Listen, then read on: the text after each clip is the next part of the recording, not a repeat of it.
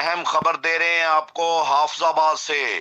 Deputy commissioner حافظ آباد محمد آصف رضا کی ہدایت پر اسسٹنٹ کمشنر پنڈی بٹیاں مدثر ممتاز نے قبضہ مافیا کے خلاف بڑی کارروائی کرتے ہوئے ناجائز قابضین سے 23 کنال 12 مرلے سرکاری اراضی واگزار کروا لی۔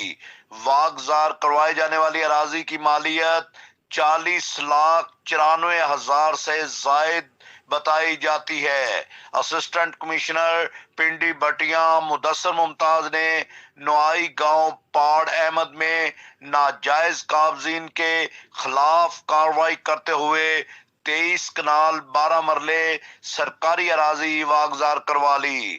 گاؤں کے رہائشی اسد، مبارک، حنیف، شاہد نواز اور فدا عرصہ دراز سے سرکاری اراضی پر ناجائز طور پر قابض تھے۔